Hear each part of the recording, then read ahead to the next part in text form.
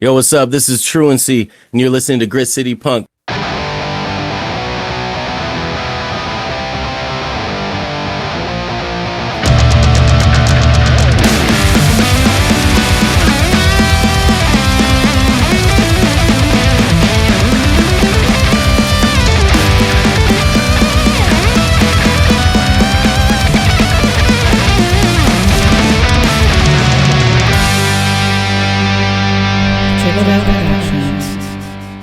What's up, everybody? Welcome back to Grit City Punk. I'm Jeremy, your host, and this is where we talk about PNW music scene, the punks, the hardcores, the alternatives, the indie rock, dabbling in the hip-hop. This is where it's at. This is the source for local music.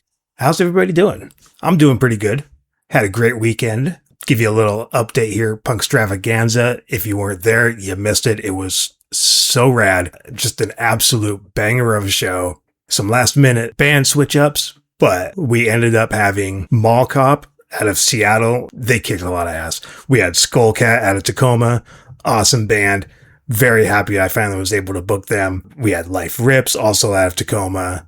I'm going to go ahead and say it. Tacoma's best punk band. I said it. And then we had Deludo out of Olympia, and we finished it off with Picket Line out of Seattle. Just an absolute awesome set from all the bands. And we had a little market there, kind of a little experimental. I've never done a market before. Figured I'd bring in a couple of vendors. We had Live for Today Apparel, Dead Lady Supply, and Velvet Heart.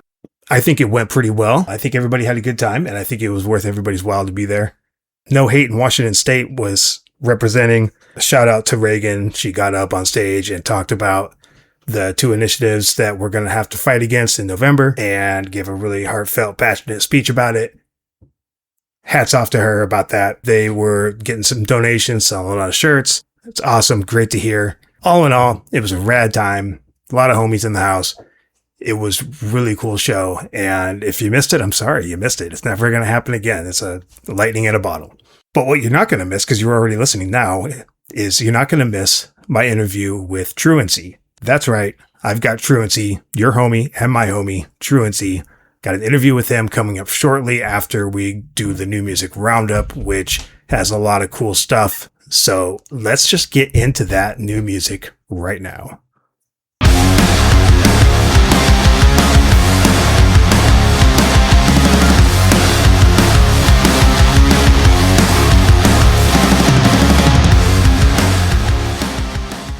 New music. Let's talk about it. First on the list is the debut single from Bellingham band, Have You Seen This Woman? They are like a heavy shoegaze, alt-rock kind of outfit. Their debut single just came out last week. It's called Key Street 99. I'm a big fan of the song. I really like the direction this is going. I'm hoping to hear some more from them soon. I'd like to see them live also. I think that would be a cool show. So this is Have You Seen This Woman with their debut single, Key Street 99.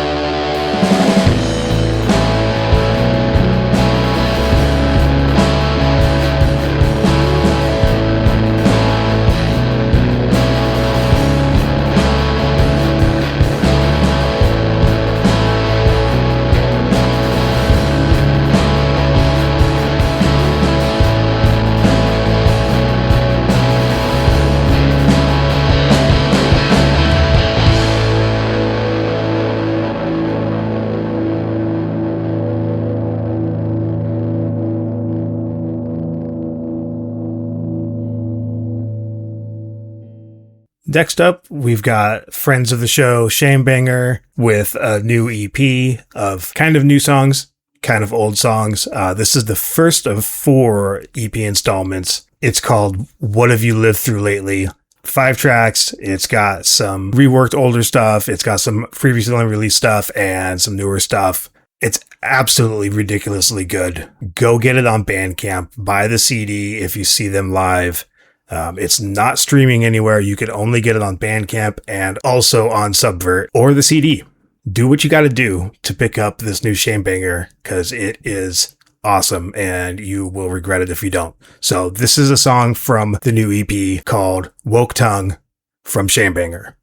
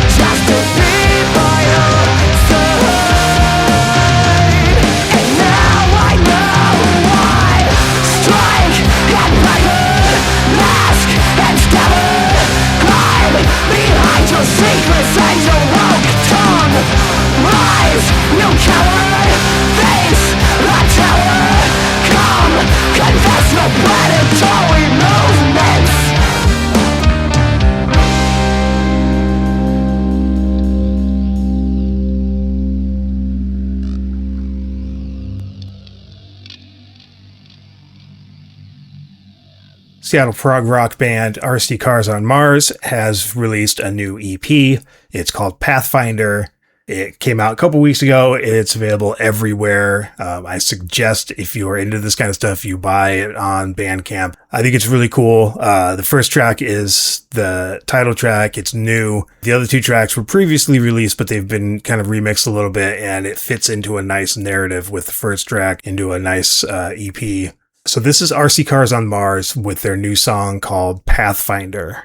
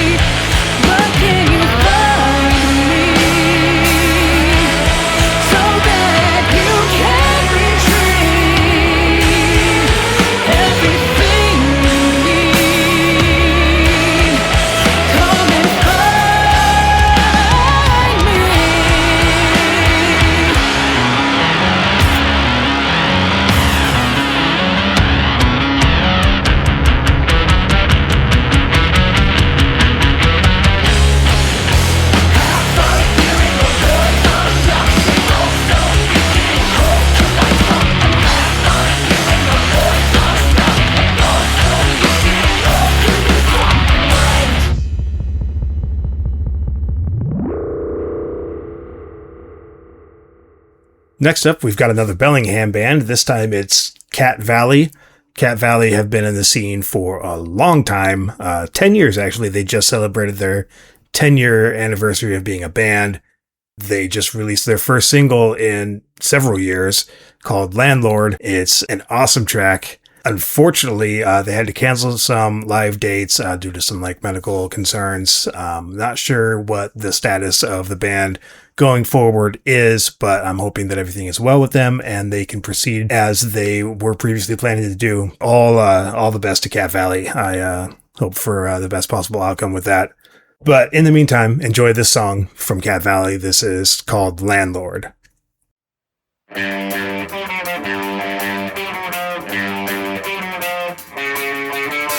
So I lived in this real dump one time. It was called an unfinished basement, and the rain leaked into my room, and the toilet leaked into my room, and there were poison-spitting beetles and rats crawling all over my bed, and there was a gas leak the entire time I lived there. Richard, if you hear this, you're the worst landlord ever!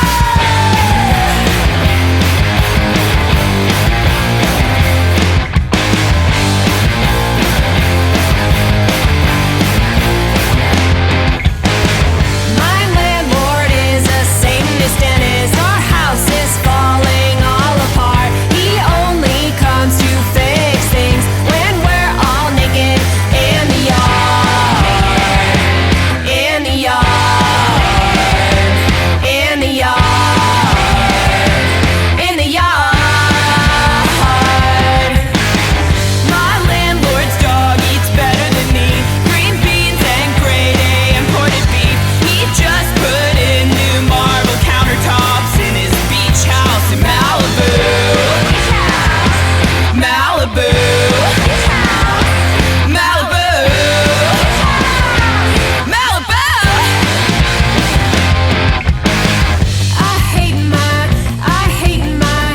I hate my landlord. I hate my landlord.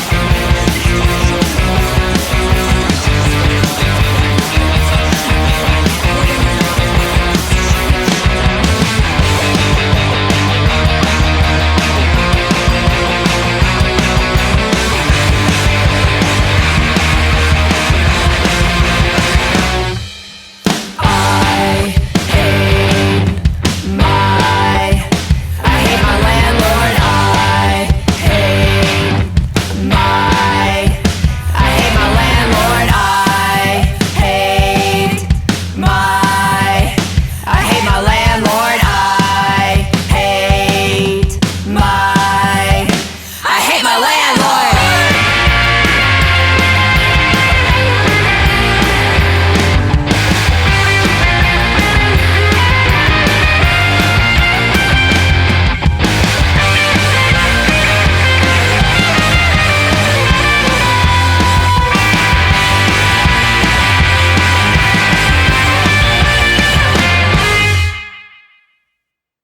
If you've been listening to Grit City Punk for any amount of time, you will know the name Missmanged. I've been covering them a lot lately. They've been releasing just a slew of singles. I think they know my recording schedule, and they release a new single for every single episode.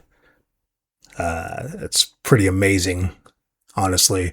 Regardless, they just dropped a new single. It's called Renee. It's an awesome pop punk kind of anthem. It's really catchy, really fun to sing along to. I hope you like it too, because I think it's rad. This is Missmanged with Renee.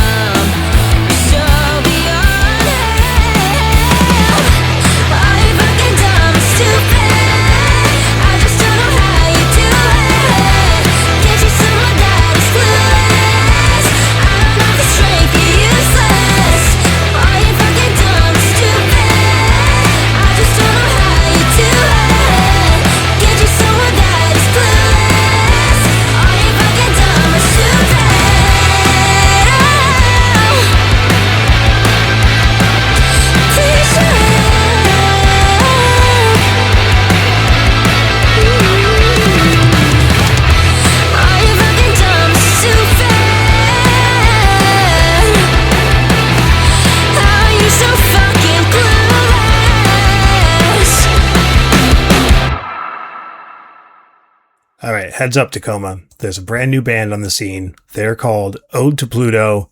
They just put out their first single. They are setting up some shows. If you like this song, I've got great news for you because just announced the next Grit City Punk Rock show is on September 4th at Real Art Tacoma. It is the Creature feature with Stargazy Pie, Chewing Gum, Ode to Pluto. And it's going to be a rad show. That's actually going to be, I believe, their first proper show. So if you like this, you will like that. I like this. It's kind of laid back, kind of, almost kind of dancey and poppy, but like at the same time, it's got a little bit of a kind of a grimy indie rock feel to it.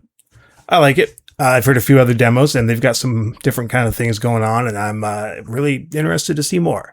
So this is a band called Ode to Pluto with their first single called Wishing Well.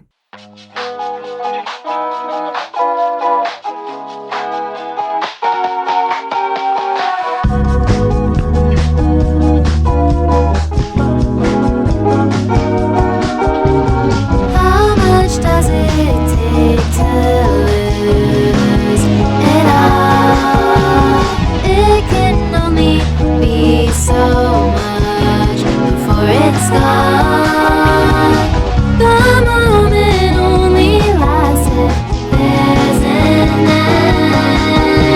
But I know I'll make the most of it till then. Is it always burning hard enough to thought I just forgot? I wonder who brought it up, who brought it up, who brought it up. Every word unsaid still lingers, stuck to the skin on my fingers. I'll never see a conclusion, make up stories in seclusion.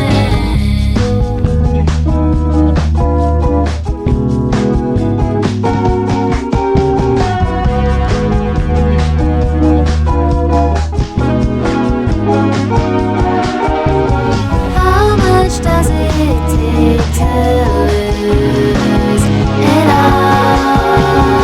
It can only be so much before it's gone. The moment only lasts if there's an end. But I know I'll make the most of it till then.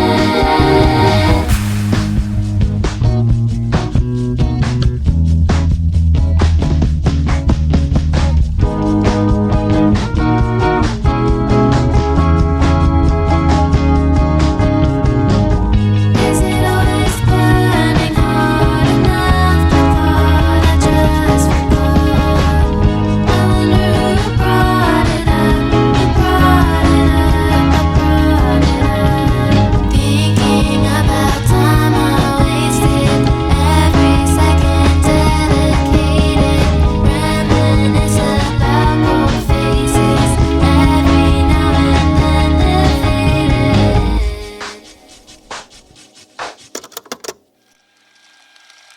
How much does it take to lose it all? It can only be so much before it's gone. The moment only lasts if there's an end. But I know I'll make the most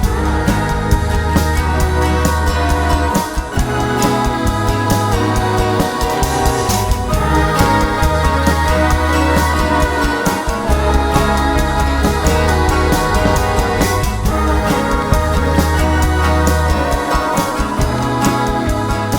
it till then. Here's a band from Seattle. They're called Tumors. Been around for a minute. They are self-described monster truck music. I'm not sure what that means, but they have a funky groove, at times almost hitting like Primus, which is fun and weird. But they are also pretty damn heavy. So they just dropped a new EP The EP is called Perfect for Parties, and this is the first track from it. It's called Tip Your Executioner.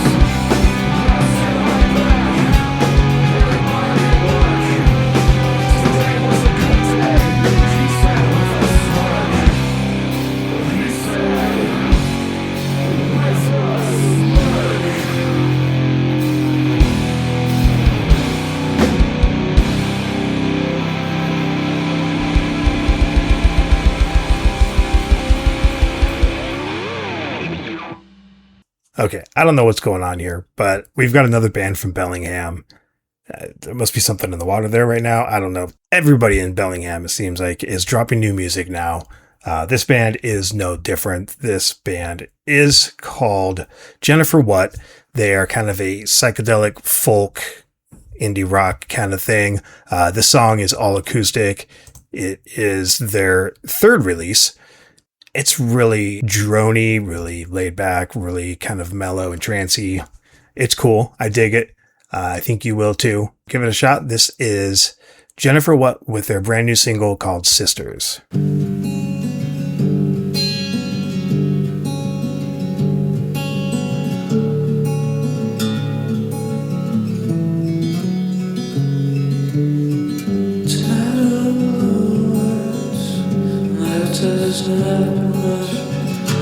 I spent the afternoon trying to keep in touch, and I'm amazed.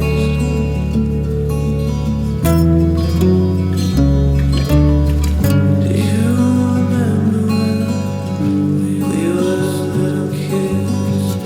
Throw us in the pool, see what happened.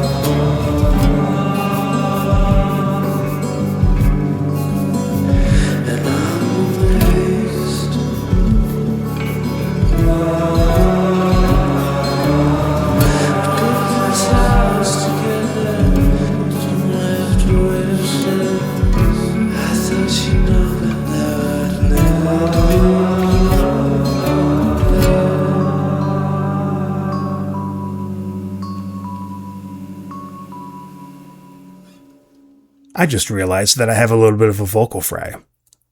That right there. When I said sisters, that's what I did. It was totally unintentional. I just recently learned what that is, and I know that I do it now. Anyways, last song is from local favorite band Me Grimlock, have put out a new EP. The EP is called Bullfights in Tijuana, and it is awesome. It's 4 tracks. It's just short, breezy. It's all you need. It's got all the technical guitar work. It's got all the harmonizing vocals. It's got the metallic skate punk elements that you know and love from Me Grimlock. So I'm going to play the last track off of this EP. It's called A Revolution Without Dancing is a Revolution Not Worth Having. This is Me Grimlock.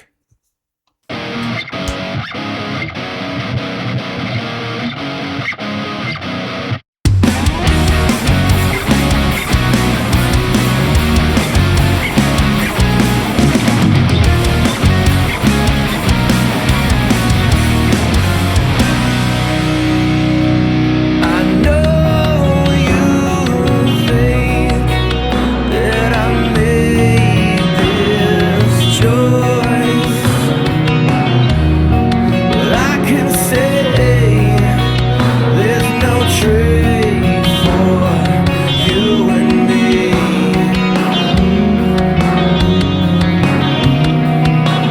This is bigger than you and me. Forever you love me.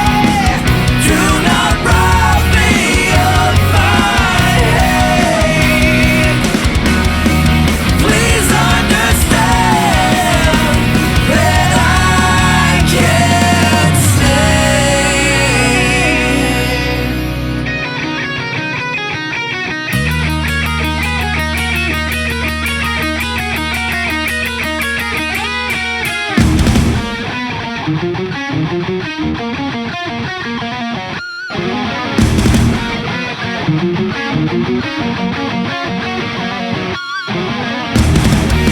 Somewhere, somehow, it's great. From my veins, your kiss and this bliss still tear through the flesh of the sinner.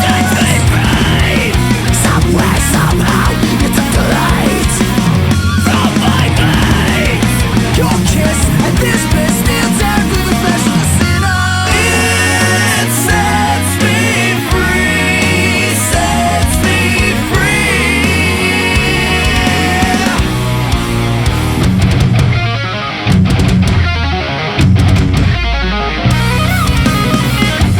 Good news, good proof, good truth. Can silence the truth. Good news, good proof, good truth. Can silence the truth. Good news, good proof, good truth. Can silence the truth.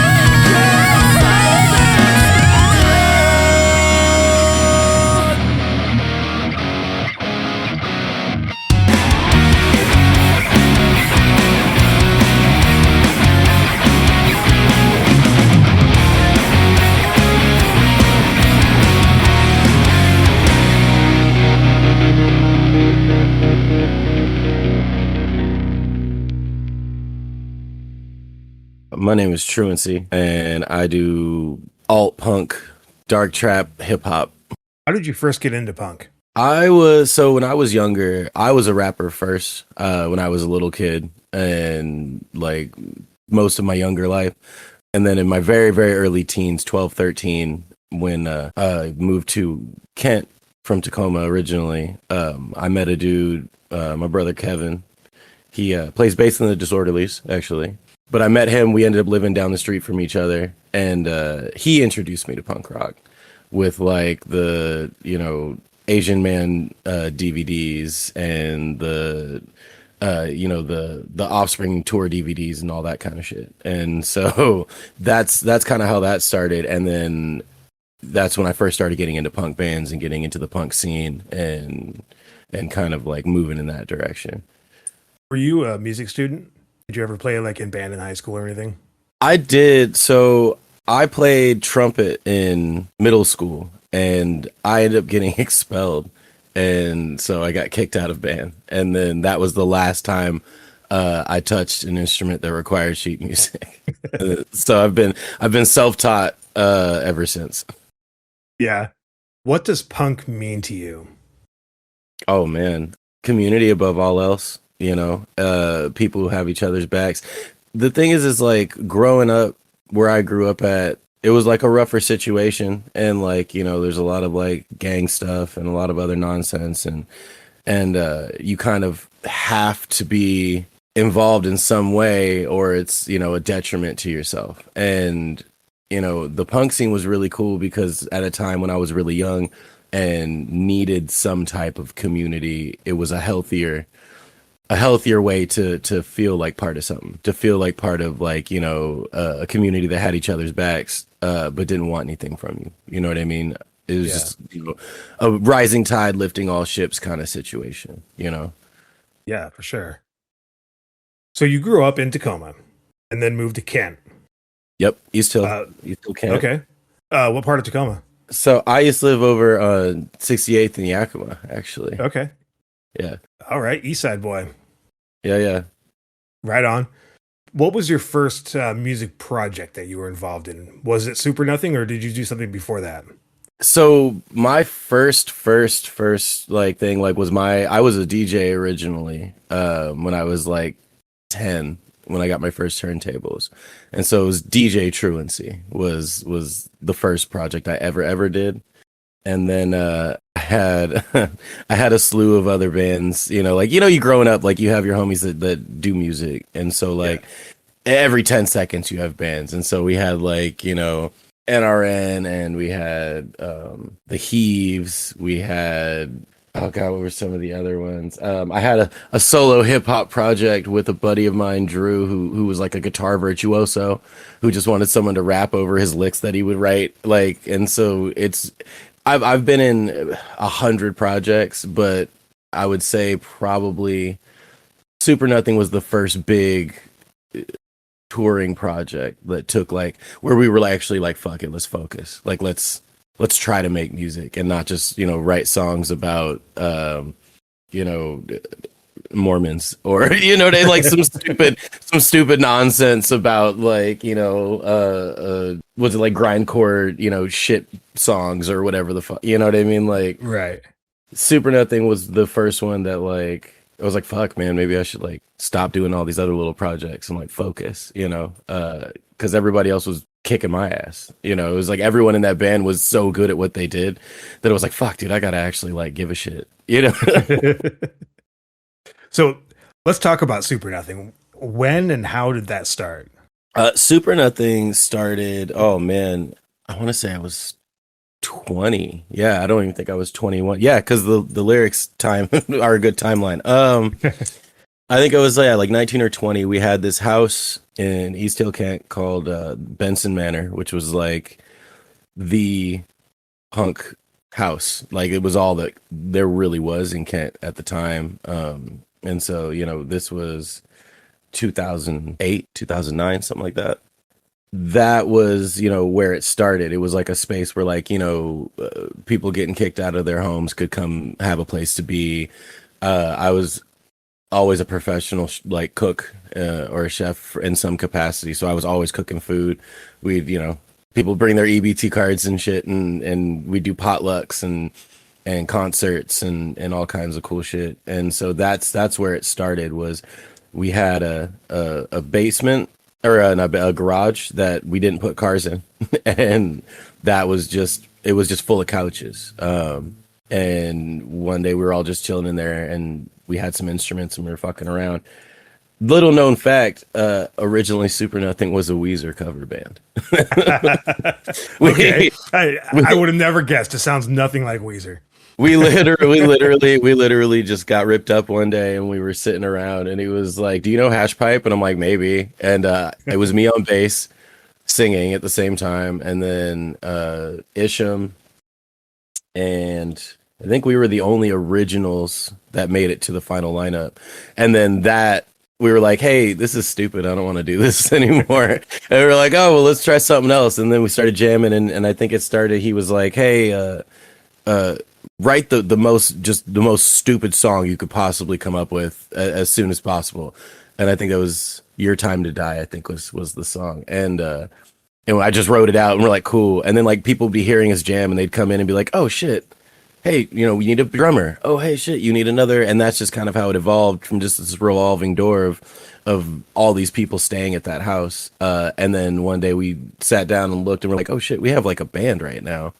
And we played that song out and actually spent time like writing the music, and it turned out really good. It was like, well, do you want to make another one? And that's just kind of how it picked up. And then you guys recorded like an actual album. There's like a few demos or whatever, and then an actual album called Life We Choose, right?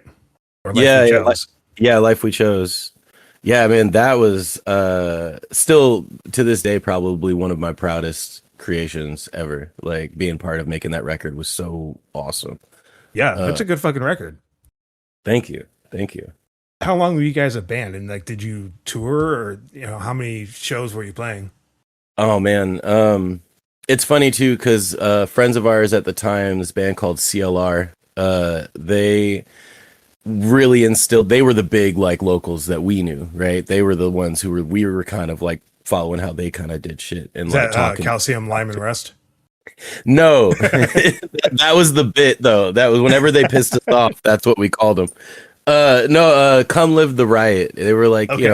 like street punk, like Northwest Oi kind of vibe almost, very chanty, real bouncy shit. Yeah. Members of that band went off to do all kinds of other bands. Like it was one of those real seed projects. But for locals, especially in the Seattle scene, that was one of those ones. And so those were the guys we followed when it came to like how to do it. And we wanted to do the shows that they were doing, and we wanted to like, do whatever. And so we got in good with them. They kind of became like our brother band. And that's kind of where we got introduced to playing more shows. And they were like, keep track of how many you do. And like, don't let all this other shit like wash over you. Cause like, you need to pay attention and like understand that this is like a very big part of your life. And like, you're going to kill yourself if you don't like take it seriously, but also like, sit down and remember, save your flyers, all this little dumb shit like that Yeah. like was important. And so, yeah, so the only reason I even know how many shows we did and all that kind of shit was because of like how that they did it. So we did hundreds of shows, and we had this thing where it was like, would never turn down a concert. Like, doesn't matter what the situation was. If we could physically be there, we would do it. And so, which was great. It got us into a lot of different spaces. It was kind of stressful at times because like, I mean, we would play every day for weeks and not even be on tour. Yeah. And so like, I think one of the only ones we ever really had to deny was when Skatopia offered us to play one of their shows, and we just couldn't fly across the country, last minute to do it. But like, yeah, it's, I mean, we toured with them. The members of CLR came off and formed On the Ground, which was another band that was like one of our brother bands. 10-Pole Drunk in Tacoma was another one of our, real close, tight-knit bands. And we toured with them for, I want to say, 2 or 3 years every summer. I mean, we would go, down the West Coast. We went to Mexico, like all over. Because like, there was nothing else. We weren't working, and when we were working, it was like, we were strip club DJs, or we were, like short order cooks and shit. So it was one of those Right. things where like, you go on tour, you don't have a job when you come back anyway, so. Right. And a lot of people, especially at that time, like we didn't think much else. We didn't think we were going to make it, past 24, 25. So we were just like, fuck it. Like, we just like, let's play music every single day until we can't play music anymore. And yeah, and it's wild, but it's that's what builds your foundations, your ability to parse that, and see what aspect of that is attractive to you and what does seem like something you can do forever. And playing shows every single day is not something I can do anymore. No, that's not sustainable. But I turn down occasional shows now. Still not many, but sometimes. So what ultimately happened to Super Nothing? I don't know. It's complicated, right? Because we were five dudes who had five completely different upbringings, who had five completely different musical backgrounds, which I think is one of the reasons why the band was so popular, because we were taking so many different things and putting them together. We had blackened metal and death metal and thrash punk and, Steely Dan for no fucking reason. And, hip hop and all these things that we were doing. Like, Nuts, our bassist, was a shredding guitarist when we met him. We needed a bass player. So he got a 5-string bass and became a bass player, And so, Gerald still plays now. He's in Schmutzhund and a couple other local acts, still killing it. One of the best drummers I ever played with, and to this day. And that was in our 20s, and still, like, it's just like we had a very, very different group of people pulled together to make this music. And so just over time, I think that kind of got in the way of it. It gets complicated, and then life gets in the way of life. People had, we had sicknesses and families, and we had, that was a period of time where it was, like I said, a lot of us didn't expect to live past 23, 24, 25. And so it gets to a point where you hit 24, 25 now, and you're like, I'm still here. And it's like, what am I doing? What do I do now? We're not prepared for that. And some of the members just didn't want to make music anymore, which is totally fine. You don't have to do that. Me personally, the way that my makeup is like, if I'm not writing music or performing music or doing something relating to music, I get into depression that is so obscene.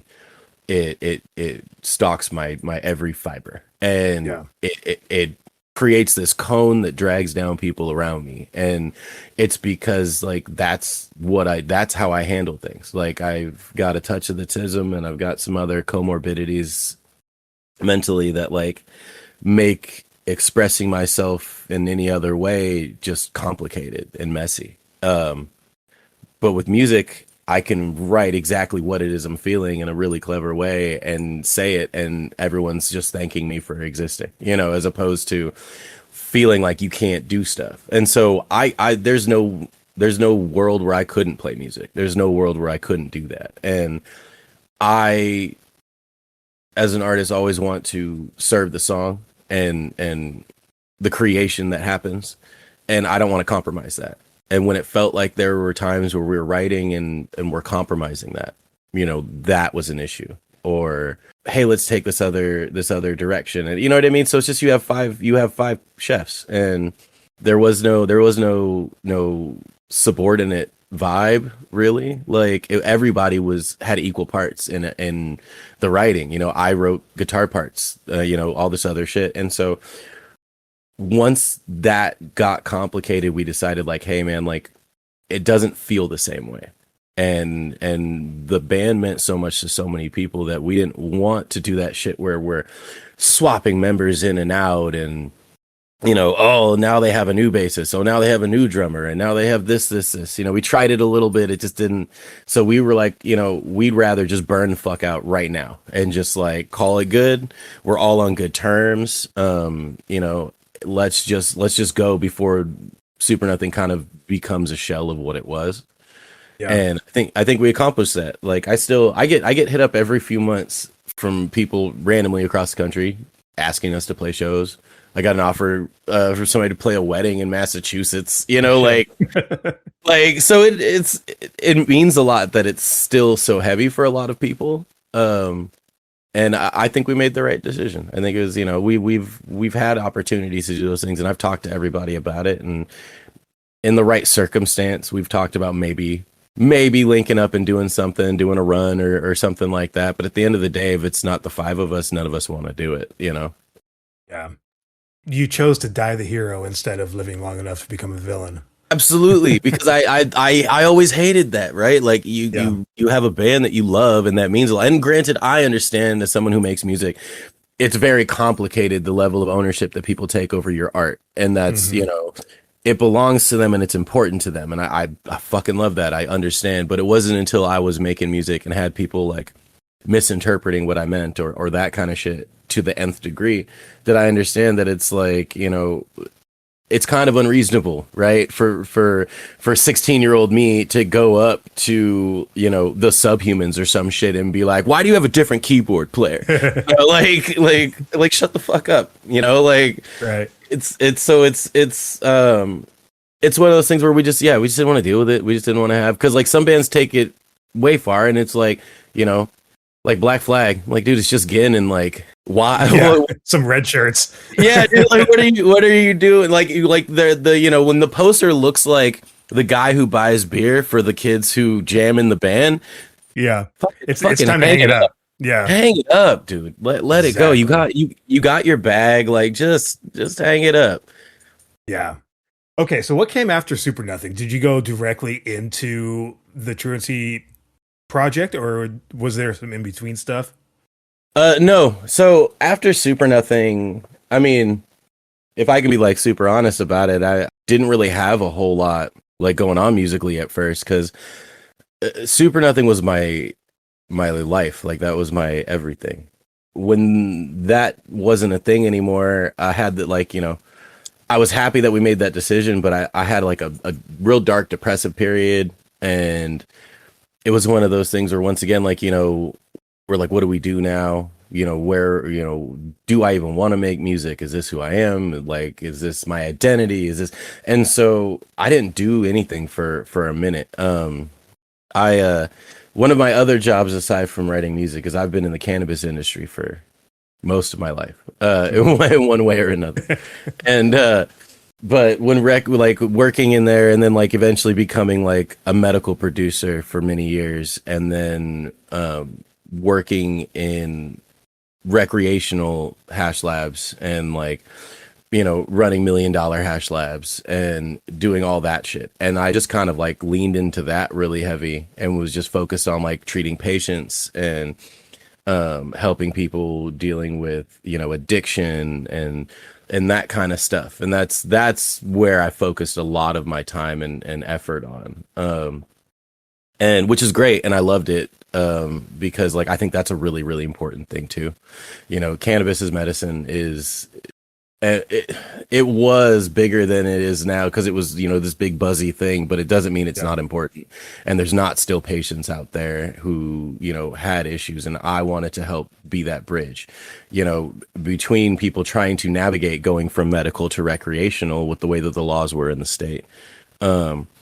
And that was fulfilling for me for a very long time. I was one of the first, actually licensed by the state of Washington medical consultants for the recreational medical industry. Like I got my special little degree from Seattle College and all that shit. And so it was really, really important to me. And that was a good portion. But like I always felt like there wasn't really something happening that needed to. And it kind of started getting to me. And then around COVID, like 2019, 2020, COVID, everyone lost their jobs.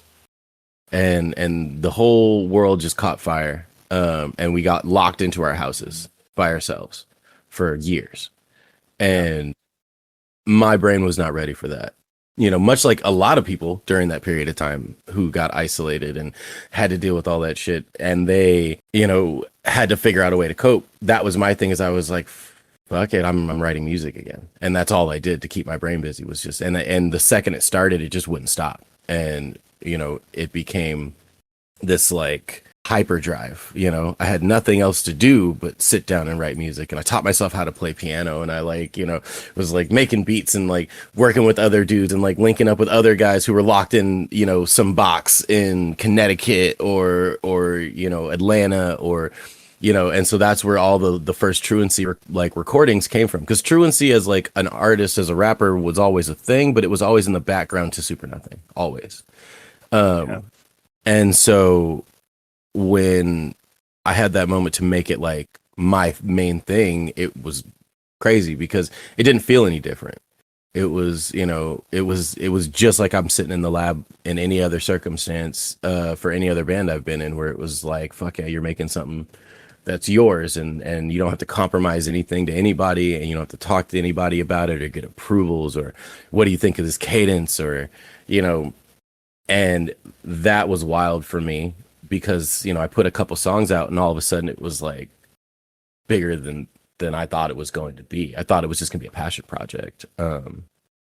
And the Punks in the Webs festival, which was like, so Punks in the Woods festival, right, was the thing, but during COVID they couldn't do the festival, so they did Punks in the Webs, where all the artists, they just reached out to all these artists to record custom video footage of them performing songs, and they did like a digital showcase and like aired cool. on like Discord with like hundreds of people who would be going could watch it, and I think they had like Vermin Supreme and shit there. Like, I don't know if you know who that is, the dude who runs for like Congress or whatever, and he has a boot on his head. Yeah, That's like his whole bit. He just wears a boot on his head. He's got this big long beard. He's like this weird. He's like a pundit. He's like a weird political figure. But like he was there for some reason, and like I was like, I fucking know. And I just got a ton of responses for the song that I put up for them, which was at the time was Anila. That song didn't even get released officially until this year. Yeah. Because it was a song that I recorded on my piano in my room, thinking about the COVID lockdowns and all the shit I was going through and all the crazy shit that had happened in my mind, and what was going on in the country and what was going on, me thinking about my life and shit. And I put it out, and the response I got from that song was overwhelming. It was weird. It was like, not in a bad way, but it was like I had people like reaching out to me that I had never met, didn't know, that were like, oh shit, I saw the video you did for Punks in the Webs, and like that shit was dark, that shit was cool, that shit like made me feel like just like I was feeling, like it was like, oh fuck, like I couldn't have worded it better, kind of a thing. And I was like, fuck, okay. So I just kept going. Like, and it was, that's really encouraging. Yeah, dude, absolutely. So what about the name Truancy? Where does that come from? So like I said, when I was younger, long story short of is I skipped school a lot.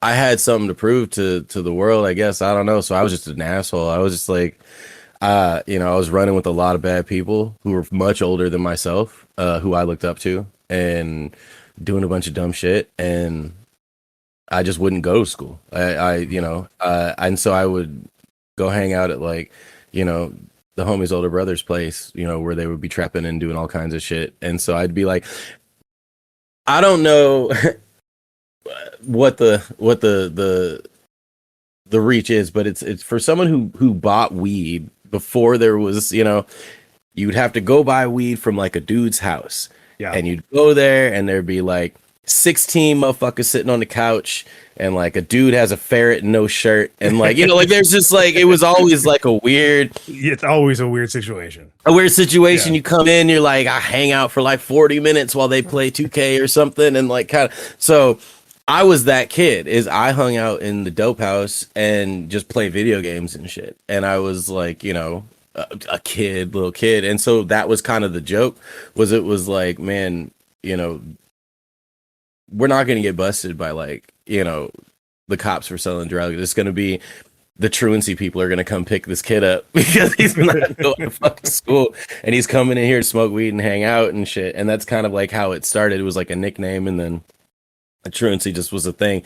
And so when I got turntables, I was DJ Truancy, and that was my bit, and then after I stopped trying to be a DJ, because it's much harder than it looks and expensive. Yeah. After I stopped that, I just kept the Truancy moniker, and it was just always there. So even before Truancy, the project was up, like I was like a freestyle artist, and I would do rap battles all the time, and like because it was a way to make quick cash and shit. And so I never recorded stuff really, or like put stuff out, but I was Truancy. Like in those circles, I was Truancy, and so it just felt right. And the whole concept too is like, as I've gotten older, like aside from just that moniker, right, it also is like kind of an example of what I try to kind of like live by, which is like, you don't need to show up when people tell you to show up. You know, you show up when the fuck you want to show up, and that's physically, mentally, in whatever capacity it is, and that's kind of what I've leaned it more towards as I've gotten older. Is like truancy itself is, yeah, it's, you know, it's a cute, fun nickname, but at the same time, it's a thought process of like doing what it is that you want to do. You can arrive at the exact same time, but you did it the way you wanted to do it. No one had any say in how you got there and how you built that and how you turn into the person that you are. And so I kind of took this like negative connotation and kind of spun it into this thing of like self-reliance and you know, self-love. And you know, like ADHD is a thing I've got where it's like really hard for me to stay on time or stay focused and shit, like, and that's also kind of the bit, right? It's like, but it works out too, because like I'll show up to shows sometimes and I'll be late. And I'll be like, oh fuck, like, you know, I missed, you know, this thing, or they already did sound check, and I walk in thinking people are gonna be upset, and they're like, oh shit, Truancy's late. Oh, it's sticking to the thing, and I'm like, yup, it's a bit. Yeah, commitment to the bit. It's What have been some of your favorite experiences in the local punk or rap scene? damn, that's hard. There's been so many, because I view my entire existence in the punk and hip hop and music scenes is like just one big blur, right? It never really stops. But it's like one cool thing after another. Like probably one of my absolute favorites was headlining Dead Baby Downhill last year. Yeah. That was obscene. That was crazy. And it was like one of those situations where it's like, I've never had a crowd so big, right? Which is like, because it's a big event, it's a fest, you know, so it's like there's a lot of people there that don't, you know you or whatever. But it was one of those things where I would stop singing and the whole room is still singing my shit. Like the whole field of you know, 2,000 people or whatever it was, like, and like being like, oh shit, like people genuinely are fucking with what's happening, you know. And I'm like, you know, feeling that like energy on that level, that was crazy. That was huge for me. Yeah. Super appreciative. And like all the like people in the scene were there. Like that's, like I said, like it all comes back to like community. That's the biggest part for me, is like having a family, a chosen family or whatever. When you're in the punk scene, you have a family that like of people you've never met before. I travel to festivals and shit, just as a civilian to go, you know, hang out, and like I meet people from other parts of the country. I've never seen you before, never talked to you in my life, but we were both, you know, watching, I don't know, the Addicts or whatever, and looked at each other and noticed we were both singing that song, and all of a sudden me and you are best friends for the next day and a half. Mm-hmm. And I've made some really, really great friends, like long-term friends, just in that, just the fact that we were there at the same thing, knowing that we were experiencing the same shit, having the same thought process, the same feeling because of that music and that community. And so like, that's the most insane part of that to me. It's just like, you can go anywhere and you are never alone. You are never by yourself. You are never, you know, if you don't want to be, you are never, you know, granted there's bad things in every scene and every group, but like, you know, you're generally never in an unsafe situation. When I was younger, I was one of the only black kids in the punk scene that I knew of, right? And there were like 2 or 3 of us that were kind of well known. We were all singers too. And so people would always like, oh, you know, confuse the 3 of us, which was infuriating. It's like a running joke, right? Right. And because especially since none of us look alike at all, like not even Right. not even remotely close, other than we're black dudes. But it's funny because it's like I've felt very isolated at times in the punk scene because of that and being singled out and whatever. But like one of my favorites, I was at El Corazon in Seattle many years ago. And I couldn't even tell you what show it was. I want to say it was yeah, GBH. I want to say it was GBH at El Corazon, way back in the day. And there were Nazis at the show, and they basically were doing that thing where like the circle pit was going, so they were going the opposite way of the circle pit, you know, just to hit people and start Right. shit. And I was the only black kid there, and I got singled out. And I'm like, shit, man, I'm gonna like have to fight these dudes, right? There's 3 or 4 of them, bigger, way bigger dudes than me. They're talking mad shit. I can't not talk shit back, right? You have to like, you can't give them that satisfaction. If I end up on the ground, then I end up on the ground. But like, I'm not giving you the satisfaction of walking the fuck away from you, kind of a thing. And I remember thinking in my head, and I'm like, yeah, motherfucker, this, that, and the other. In the back of my head, I'm like, fuck, here we go. Okay, here. And I remember right before it pops out, this dude, big dude, jumps in front in between us and just starts cussing them out. And that's when I realized him and a couple of their buddies, they were sharps, kicked the shit out of these guys, like on my behalf. And I was like, awesome, thank you. You know what I mean? But that was like, I had never met this guy. I had no fucking idea who he was. I had nothing. And at that same point, all these people were like, hey, we saw something wrong happening. We helped out. And like, that was one of my first instances of being like, holy shit. You know what I mean? Like, a lot of people talk about it and a lot of scenes talk about it, but the punk scene specifically, when you're in the good graces of like a solid punk scene, it is, that collective family. It is that, unspoken bond of like, hate isn't fucking welcome here. Like, that's not why we're here. And that's what I love about it. Yeah. Talk to me about your writing and recording process. Oh man. So my process is interesting. It depends on what it is. But generally, if I'm doing a song from scratch, the guitar parts usually come first, whether or not there's guitar in the song, just for tracking out melody lines and that kind of thing. The process, though, because I also have OCD, is very meticulous and weird. When I started like making music that people gave a shit about, I got a lot of offers for people to do like features and shit like that, and had some of those offers turn away because of the process that I take is more than when I write a verse, I write a skeletonized idea of what I want the verse to be about, what I want it to sound like, what the cadences and it's like when I'm writing for Super Nothing, right? It was like, you hear the music, you come up with your da da da da da da, something like that, and then you put in what you want. I will write it out, then I will spend, hours and hours and hours going over all of the lyrics piece by piece by piece by piece by piece, writing out separate, punchlines and shit that I think are cool or clever that are in that same vein, and making a list of all of those ones that I think will fit in with this kind of thing. And then I write it all out, and then I set up my home studio and I track everything front to back. Then I take that and then I listen to that for weeks. I listen to it on my way to work. I listen to it when I'm at the gym. I listen to it, whatever, and rap to it and rap to it and rap to it. And when I'm doing that, that's where I find out where these little pockets are, where it's like, ooh, I have a little space here. I could actually make that more intricate and add this little bit out. And I'll do that weeks and weeks and weeks. And then I'll be like, ooh, then I'll sit down and I'll re-record that verse. Then I'll do the same thing. And so it's like, 2 months go by, 3 months go by. It's like, hey, dude, do you have that verse for me? And I'm like, I'm just about there. Like, I'm still working on it. And like sometimes one will hit me and I can write it real quick, but most of the time, like months per song just for the lyrics.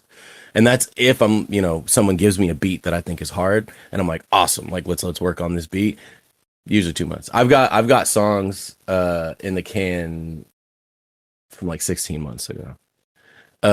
And so that's one of the things I've been trying to tell people like lately is like my new big thing, like I'm really trying to focus on is just put the fucking song out. Just put it out. Just put it out. It's not quite don't let perfection get in the way of good enough, because I never liked the idea of good enough. But I think if you're chasing perfection, it's never going to happen. And so, I keep saying it, the best song in the world, I promise you right now, is sitting on a flash drive somewhere collecting dust, because it just, the 808s aren't hitting just right, or, whatever the fuck. And so I'm trying to be better about it. But like when it comes to lyrics, I can't force it.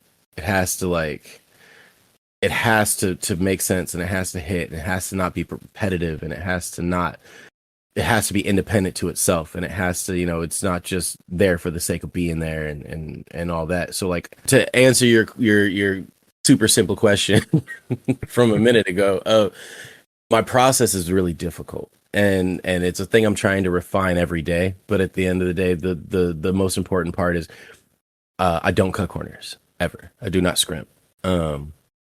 If it sounds good, it'll sound good, and it'll do itself. The song lives for itself, and I serve that song. And I just,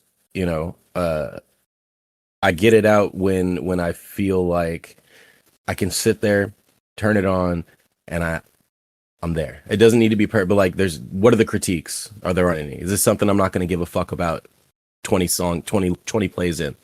Okay. Is this a thing no one's going to hear but me? No one's going to care that hit on, the one instead of no one's going to give a shit. Like, so that's the process. The process is just not aiming for perfection and hoping to land nearby. Right. That's interesting, though, to spend so much time going over the verses, and it sounds like you're taking it from a performance standpoint, not just a recording standpoint, where the song is a living, breathing thing. And I've always viewed like a studio recording as like a snapshot, like a Polaroid of this living thing as it's evolving. So like in a live setting, a song is always going to be different. Right. And I think for the most part, I think that should be encouraged, and songs should be allowed to grow. And if you're looking for perfection in a recording, like you said, it's not going to happen. It's never going to be there. But also like to recognize that you could record something and then still be in the process of evolving the song even after it's been recorded and even after it's been released. Like, it's still evolving. Yeah, and I think that's a really important part too, right? Is the performance aspect, because and this isn't a critique on hip hop as a whole or any specific artists out there, but the fact of the matter is, hip hop is something I take very seriously. It's an art form to me. It's it's a living, breathing thing. When people don't respect that drives me fucking insane. And it's like, what are you doing here? Why are you here? Are you here to just leech off of a scene that means a lot to us? Because if so, we don't fucking need you here, kind of a thing. And the positive to all this new technology coming out and all these new social media opportunities and all this other stuff, the positive side is that the barrier to entry to writing music and putting it out there has never been lower, which is gorgeous. Anything that can get what you have up here on paper or on wax like as quick as possible is great. I love that. The downside is that the barrier to entry to releasing music has never been lower. Right. So like,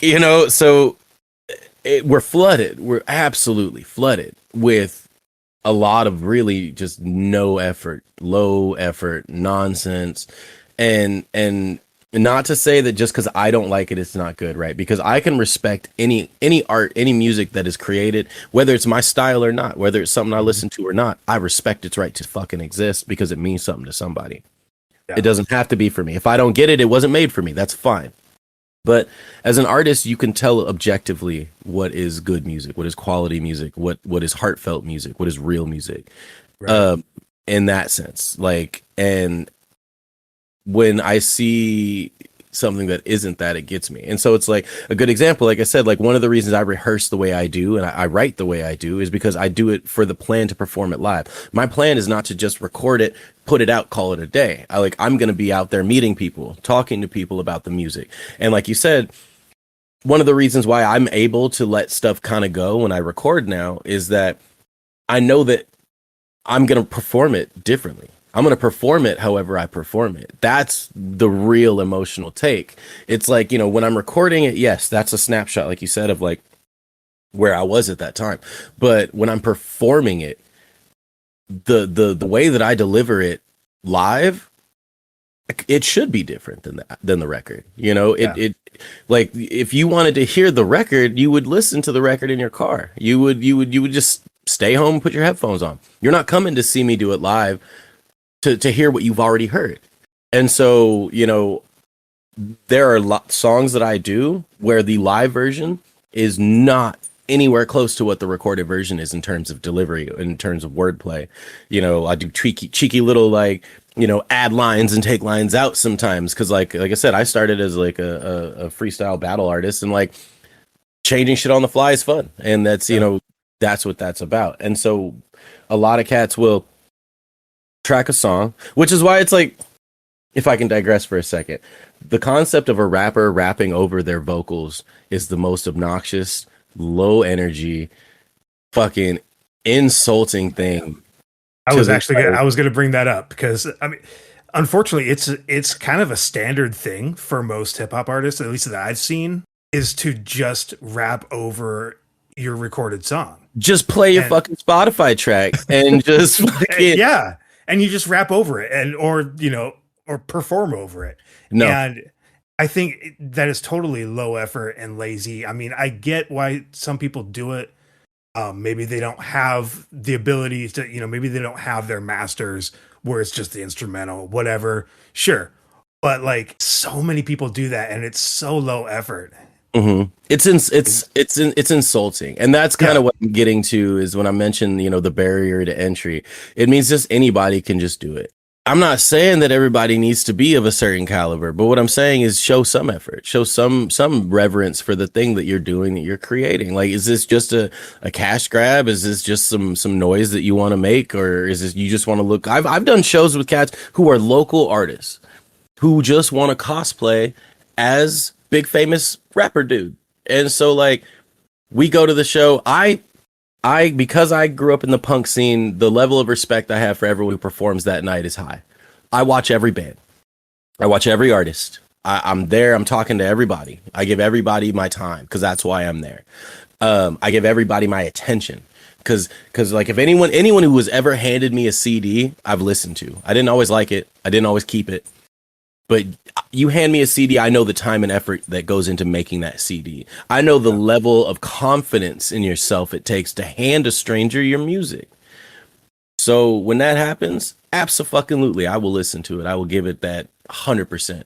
Don't ask me to be honest with you if you don't want me to be honest with you about it. But and so that's kind of like the thing is like they can do it on wax because they just sat in the room and they just tracked it, and then they punched everything in. Every single line. They do the first 2 lines and stop. Do the second 2 lines and stop because they don't have the breath control. I have breath control because I rehearse. Because I spend months rehearsing those songs and rapping them to myself over and over before I go into the studio and doing the final recording.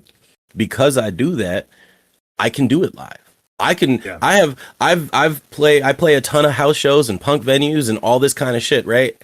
That's where I grew up. That is my bread and butter. That is where I'm comfortable. I've played more than one show in my lifetime where the PA dies, where the backing tracks don't work anymore, whatever, right? In punk spaces, they're not usually set up for hip hop. I usually have to bring shit and like set it because they're like, oh, we have a PA and that's it.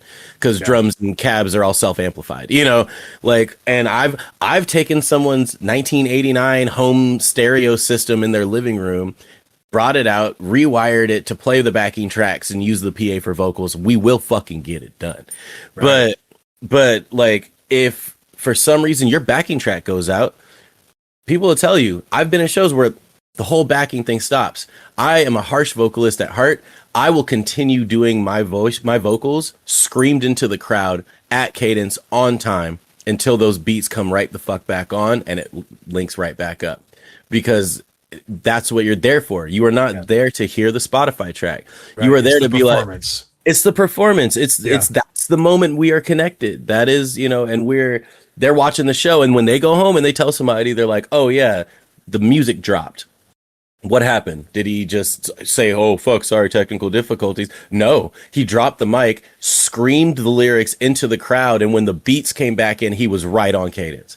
That's the story that I want people to tell about me. Not the some other shit, and you can't get that if you don't practice. If you can't do it live, if you can't do it live, you can't do it, which is fine. But don't say you can't.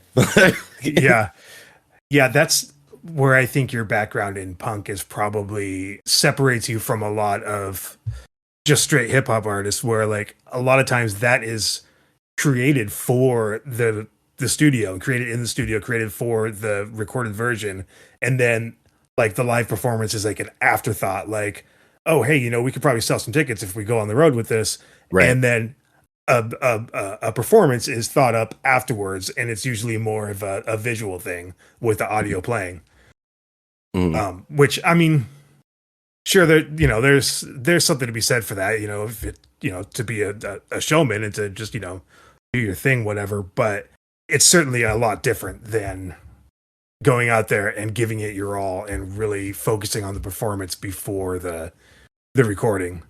I think just like you said, I think my time in the punk scene did give me some levity and some appreciation for that, because one of the things that I don't like about the hip hop scene is just that is kind of the expectation, that level of polish, that glitz, that what's his fit look like, and who did he roll up with, and all this kind. And that's not all of it, right? Like I said, I do not want to like say that all hip hop is the same, because it's not. But that's the misconception for a lot of cats, and it's in the punk scene. It's energy. That's, if I could say anything, like, it's the energy. I go to a punk show because I want to see, Colin from GBH screaming and breathing and sweating and like, being a human, being a gross existence, of something, a big embodiment of, you can hear the record, but like until you see them like do it face to face and see the pain in their eyes when they're talking about a sad thing or whatever, it's not the same.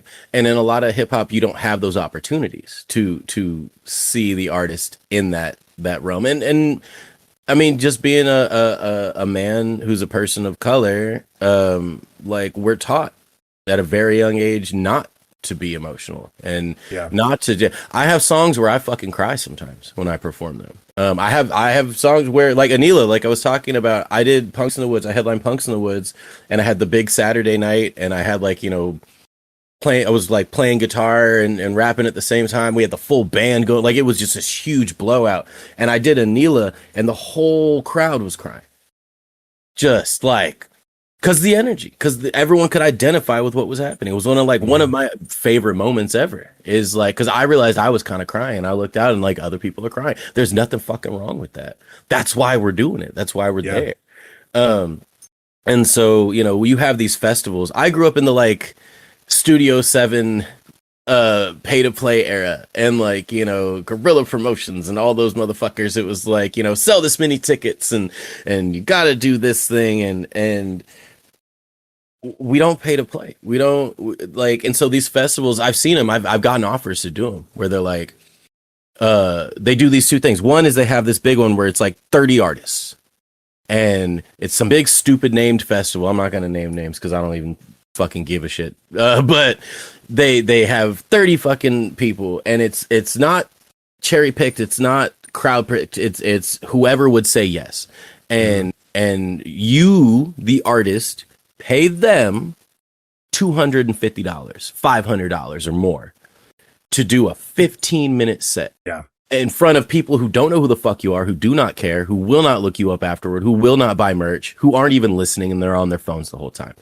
So you can go on stage, and they're like, we have lights and we have camera people, and you'll get pictures, and because you want to cosplay, it's the dad camps, the rock and roll dad camps or whatever.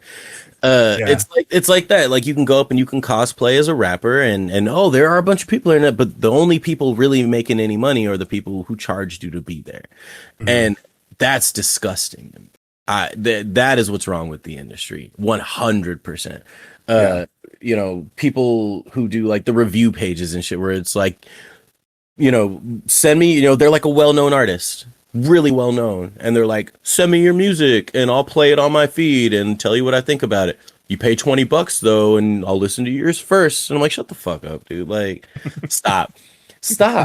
Just go put out a record. You have the level.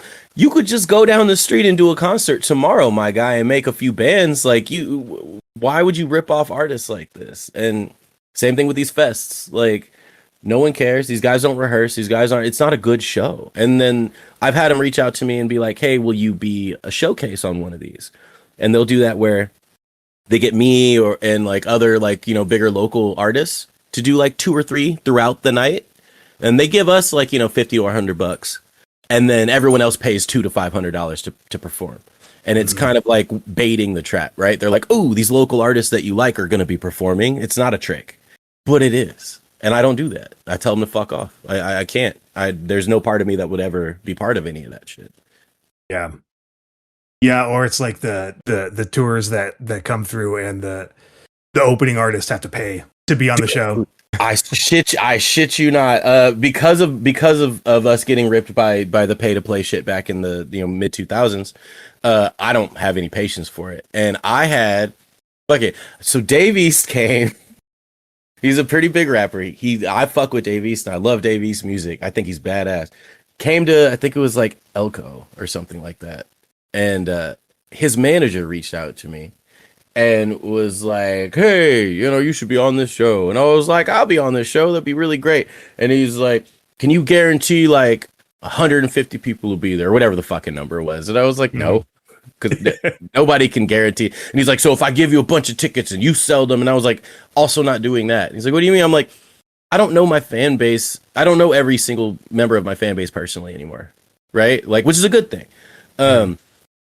But like, people show up to my shows because they saw Truancy is doing a show and they go to the show to see Truancy. That's, you know, or whoever else is playing. There's not this, like, I'm not getting in people's DMs and being like, buy a ticket, you know, hey, we come buy a ticket. And so it's like, no. And he was like, oh, that's fine. He's like, well, will you sign a contract that says like, you know, you'll pay $1,500 or some shit like that if you can't get this many people there? Because if you got a good draw, what's the matter? And I was like, oh, fuck yourself, dude. Like, I'm not, no. And that's like, I don't think Dave had anything to do with that either, like, which is unfortunate. It was like, you know, whoever was his management that reached out to me at the time. But like, Yeah. fuck no. And I know that there's people who would fall for that. I know that there's people, and that's why they do it, because it works, because they get people to do it.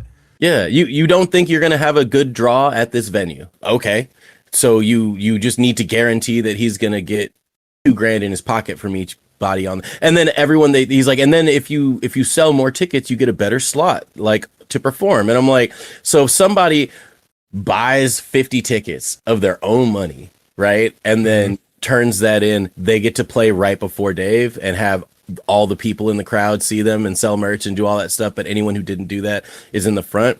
How about just listening to a song from the artist and being like, will they fit on this bill? Ooh, will this make the bill better? You know, will this be a cohesive show? Let's do that. Because you know who the draw is on a Dave East show? Is fucking Dave East. Like, Yeah. that's the metric, right? Is like, if you are ripping off other artists, you're garbage to me. And I say it like that because I don't think Dave had anything to do with it. I have no evidence that Dave was into what was going on. I just think that's who was doing that leg of his tour, was being a shady fuck. But you know, it happens. And to know how desperate some people are to perform and be heard and all of that, and then manipulating that into putting some money in your pocket, makes you one of the worst type of people on the planet. Yeah, and it's shocking just how much that happens, and how it's permitted to happen, and it's permitted to happen because people participate. Yeah, and People either don't value themselves as artists, or like you were saying earlier, they're just out there cosplaying. They've got some money. They're like, hey, I want to be a famous rapper, or you know, I want whatever for the weekend. Yeah, and it's something to do, so some kind of clout or something. And people confuse that kind of shit with, you know, paying dues. I hate the phrase paying dues, but it makes sense in the sense of like, you know, paying dues in the sense of understanding your industry and putting in the work on yourself and putting in the work on your art and all of that. Paying dues just to pay dues is garbage. I prefer the wrestling term of taking your bumps. Yeah, absolutely. Yeah. Absolutely. It's like, have you ever worked construction? I've worked like alongside construction. So I've done like construction and contracting work and shit when I needed money randomly throughout my life. And one of the things I always notice is it's always that whole thing where it's like, hey, how do I get to do that? And it's like, whoa. You need to be over there with a shovel first. Yeah. And it's like, okay, right. But you don't think that maybe like if that person is showing an interest in learning this other skill that maybe like, yeah, have them doing the dumb shit, but then coming over and showing them from time to time how that works. Right. Because someone who's really, if you need somebody on an excavator who doesn't want to be on an excavator, it is what it is. If you have somebody who's really interested in it, they're naturally going to be better at it, you know? And so Yeah. there's a difference between paying dues and like I said, taking your bumps. Like, you know, it's when it's one of those things like where it's like, well, you need to be like my little shop errand motherfucker and just get me coffee for 6 months and then you can go fuck yourself, dude. Like that's no, like, do you want to help develop somebody who's got a passion for a thing you're doing or not? Do you want to gatekeep it? Do you want to fucking keep because you know what? The only people that's going to invite is not the people who are passionate about the thing you're working on. It's the people who are willing to demean themselves long enough to be seen as valuable to somebody, which is not really a trait that I think we should be fostering, you know, anyway. Yeah, that's absolutely gross. What are some of your favorite venues or favorite cities that you've played? I would say I love playing Real Art. Real Art Tacoma is always fun. There's just so many. There's like, because there's also like ones that I played with other projects, but I haven't played yet with Truancy that like I want to go back to, like the Charleston in Bremerton, run by really great cats. I still talk to all these people. Like, you know, we do shows on occasion, but I have not been back to the Charleston with Truancy. I've only played there with Super Nothing. Love that venue. Elko was always like the one, like growing up, that was like the spot, you know, if you can get there, like that's the one you aim for. Yeah. And so I remember getting to play the few times I've gotten to play the main stage at El Corazon proper was some of the most important moments in my musical life. Like, I opened for DRI there. That shit was crazy. I mean, like, that, you know, all the other bullshit aside, that venue meant a lot to me growing up. So that's always going to be one of my absolute favorites. The old Funhouse. I don't know if anybody remembers that one in Seattle. It's now part of El Corazon. They like shut the building down and now it's like the lounge area of El Corazon. Now it's whatever. It's nothing. It's not bad. It's just a small space. But like the energy it had when it was its own standalone venue back in the day, that shit was wild. The OG Hell's Kitchen, that shit was crazy. Yeah, man. It's unfortunate because, like I said, like a lot of them aren't around in that capacity anymore, which is unfortunate. And there's a ton of other like really, really dope venues that I want to get to play too. You know, obviously, like you know, I'm still trying to get into Showbox. I'm gonna get there one day. Like I'm gonna fucking, I've gotten close. It's a tough nut to crack. Yeah. But you know, I have friends who play there. And like I like one of my buddies, they sell out 2 nights in a row every year. And so like, you know, I get to go hang out backstage and like kick it, but but like I haven't quite hopped up onto the big one yet. So that's my next one. The Neptune is another one that like I really, really, really want to play. But we gotta just get that one right. It's hard. I've realized it's hard to book me. For some, like, you know, like it's hard because I can do, like, last night's a great example. I can do all punk and hardcore and do my set and you wouldn't miss a beat. It's, you know, the energy is the same. It's I can keep it there. I can do all hip hop shows. But people who don't know me, it's hard to book me. And so it's like booking this tour that I'm like technically on right now. It has been like a thing because it's cats who've never heard of me before, and I'm reaching out to, like, you know, a primarily underground hardcore space, and I'm like, ooh, I want to come through and do this, like, you know, artist showcasey kind of vibe with this weird hip hop project I have, and they're like, we don't do hip hop, and I'm like, I don't know. And I had one venue that was like, no, absolutely not, we do not do that, like, you can't play here. And then like 2 weeks later, they reached out to me and they were like, hey, so a couple of my buddies said they were in Seattle and they saw you perform and you're incredible. We'd love to have you play. And then we booked the show.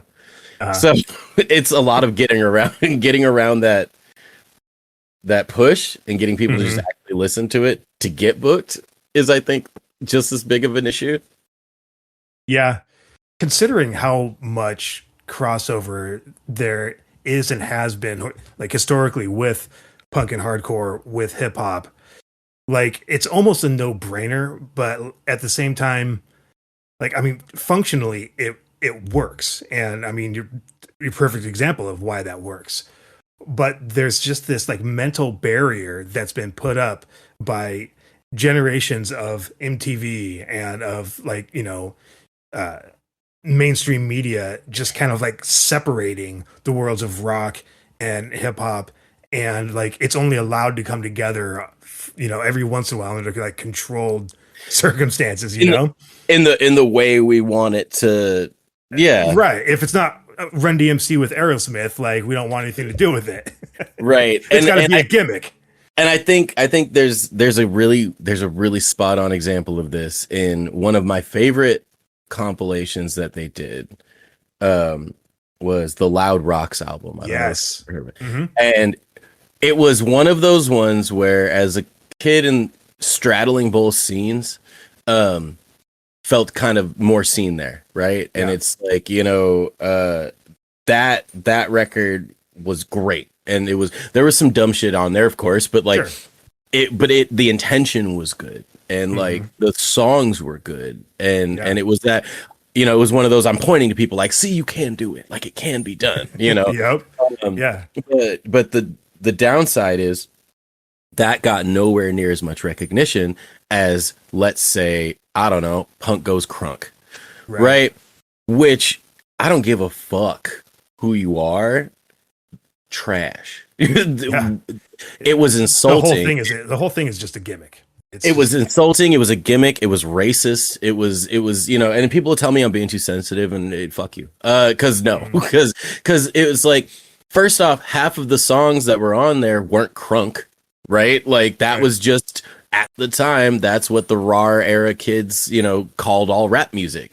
And they had their Venetian stutter shades and their Afghans and shit, and their, Broken Side and whatever the fuck else. And it was just obscene. And even to this day, when I bump into grown ass adults who are like, Punk Goes Crunk was such, I'm like, shut the fuck up. What the fuck? No, dude. No. Judgment Night soundtrack, Loud Rocks, like that. That's where it's at. Yeah, absolutely. Onyx, Biohazard. I mean, absolutely. And it's wild because, like, I try to look at it in this context of, I remember trying to book Vegas and being told pretty much point blank, you're not punk rock enough for Vegas. And I'm like, okay, it's like, we don't do that here. And I'm like, all right, but if I walk into this bar, I promise you, there's a dude behind the bar with a Dr. Dre's The Chronic t-shirt on. So first off, so do you respect it? Do you not respect it? Is it a gimmick? Is it super punk rock to have a Brother Lynch t-shirt on? Because those same cats are the ones who tell you, like, I don't really like rap music, or this doesn't belong with that, or, anything like that. And it's like, fuck no. That's why I love to see it's like some of the younger cats coming out now, like Kazi's one of the ones that, like, I did a show with them at Slice of Life, and like, those cats are killing it. And it's, like I said, it's not necessarily my style of punk music, right? But like, it's good. It's really fucking good. And like, what they make is real good shit.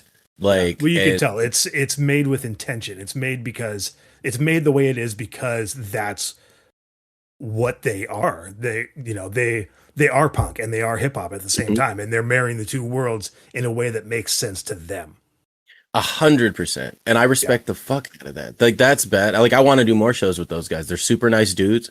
And like, yeah, they're killer, and they respect the music. They respect the scene, and they are respected. And that's badass. And that's what I want to make sure that I'm portraying to people, is like, I respect the things that I'm doing. This is not a joke to me. This is not bullshit. This is my life. This is what I do. I don't do anything else but this.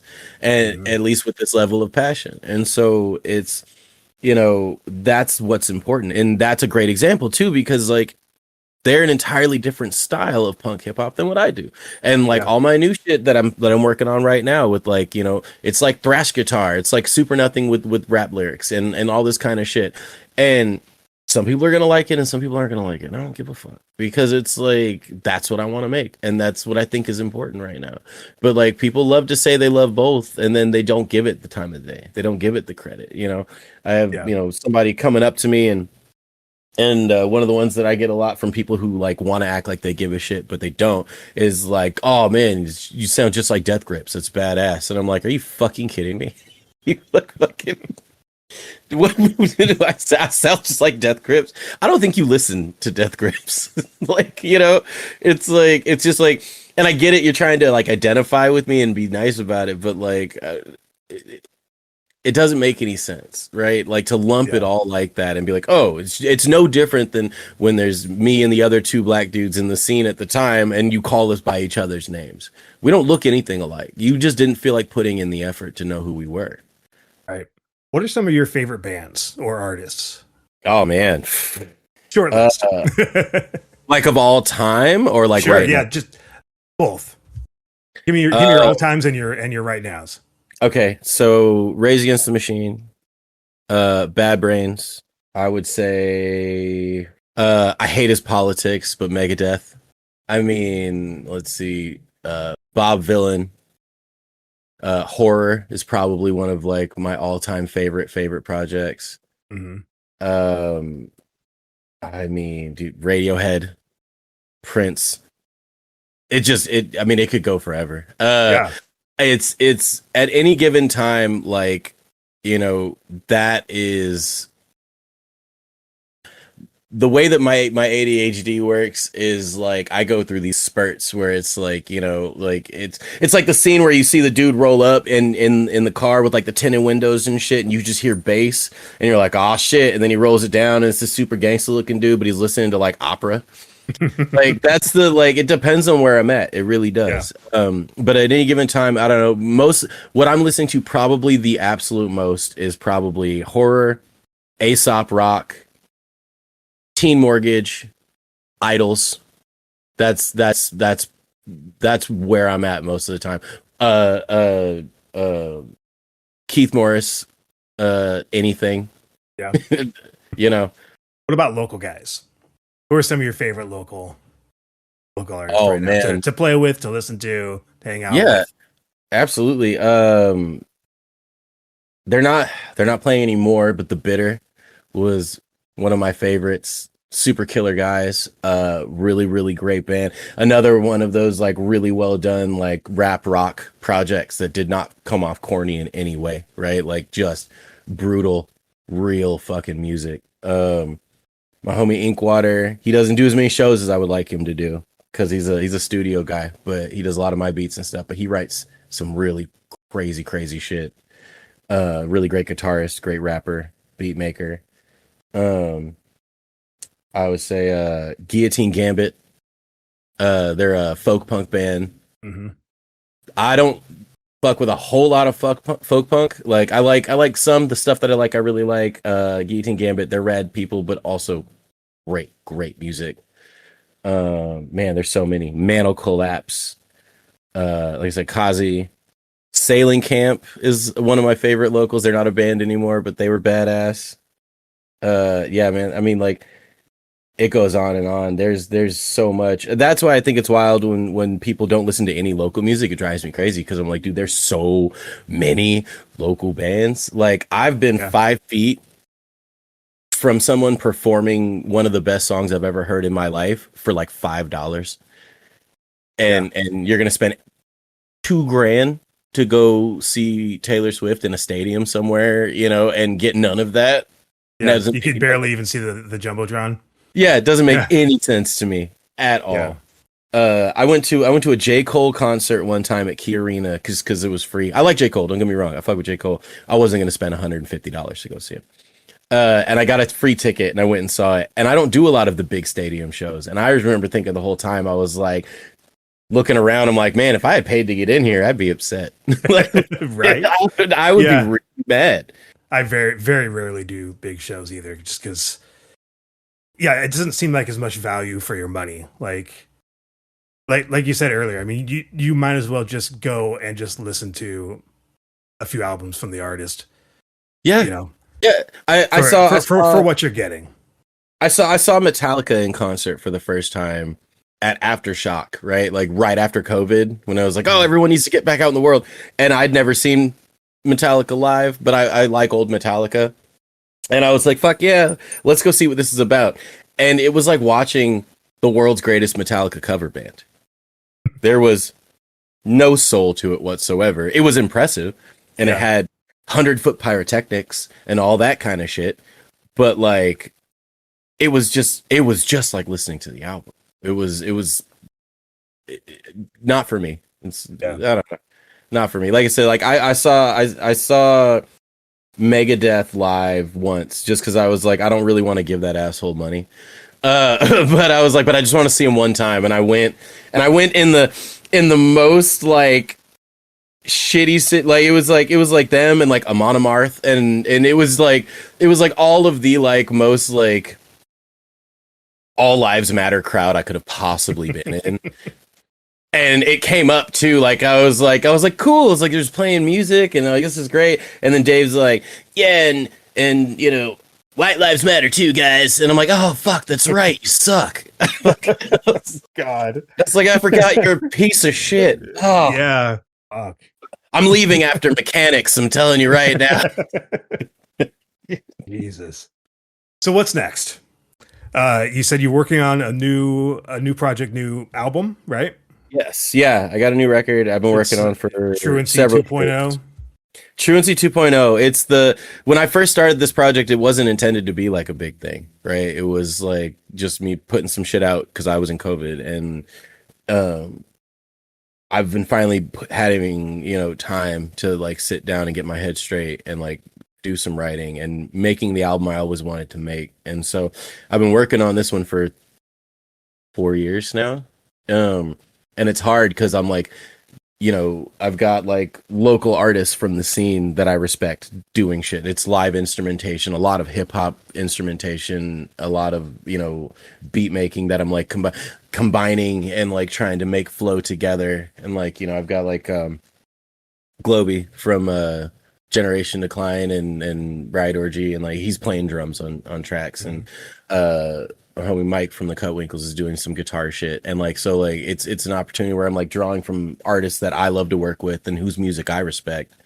And it's basically, you know, like I said, 2.0. It's the you know, playing thrash guitar and rapping at the same time is like the juxtaposition that I want to shove at people, and, you know, show them they can't exist in the same way. Like I said, like Kazi does, like horror does, like, you know, it's bigger than a black and white issue. It's bigger than a rap and punk issue. It's its own genre. It's creating a piece of art that doesn't necessarily fit into either mold and just exists on its own. And so I'm, you know, it sucks because I'm trying not to build it up too much, right? But it's like, you know, this isn't like, oh, it's gonna save the scene, but it's like, you know, but it's saving me in that weird sense. Like it's like a thing that I've had that I've wanted to do. You know, when I was in Super Nothing, I couldn't squeeze a bunch of hip hop shit into there if I wanted to, because that wasn't what we were doing. And same thing with like, you know, Truancy. It's like I don't want to just have guitar on a track and oh, there's some guitar. You know, it's, you know, the party like a rock star nonsense. It's like, you know, just because there's a guitar on it doesn't make it a rock song, and vice versa. So it's like I don't want you to have that argument with yourself when you listen to it. I want it to all sound like one piece. And so that's what I'm working on right now. And it's taking time. I was hoping to have it out end of this year, but with the tour and everything, it's probably looking closer to like spring is what I'm hoping for. Well, you know, the best projects take as much time as they need. Mm-hmm. So and like I said, I'm trying not to over perfect everything and do all of that, but like, you know, I want it to be representative of what it needs to be representative of. yeah, absolutely. And you mentioned tour. You're on tour right now. You're playing Portland tonight, right? Correct. Yeah, playing the Kohler Collective, which is this super dope art space. Jake from 1876 is helping me book that out. Teza Talks. A lot of cool names on there. It's gonna be rad. Bassafras is actually coming with me to the Portland show tonight too, which is gonna be dope. And then you're going down to California and dipping back up. That's it for now, right? It's just the down to California and back. Yeah, I'm going down to the North Bay, and then coming back up through Salem. I'm hitting Coos Bay. I'm hitting Chico. I'm hitting where else? Pacifica. So it's gonna be dope. It's I'll be back up in for the tour homecoming show is the 15th at the Valley on the outdoor stage with Triple Nickel, Life Rips, and oh god, and Bassafras is actually on that one too, actually. So then what's up after that? Are you doing another run of dates? Like later this year? So I told myself that after that I was gonna take some time. I usually take like all of December off from doing shit, but like honestly, I mean this tour is already been a huge undertaking, and so I was like, oh, I'm gonna take like 2 months off. But then I I immediately double booked a festival for the next weekend. So so I'm gonna come back. I'm gonna have a week off, and then I've got 2 festivals that next weekend, and then another short run of shows, and then hopefully after that I'll get like a month off to just kind of rest and recharge. All right. Last question. Yeah. What gives you hope? Oh man. When I see a new band I don't fucking hate. When I'm either playing a show or I'm at a show and I see a band I've never heard of, usually younger cats, unpolished, just going to fucking town on stage, with an energy that they don't realize they will never be able to match again. That's what gives me hope. Being able to see that the younger scene is still active, still doing house shows, still doing whatever the fuck they want, regardless of what us older assholes are doing or saying. That's what gives me hope, is seeing, people doing what it is that works for them in their scene, and wanting to progress it and wanting to continue it on.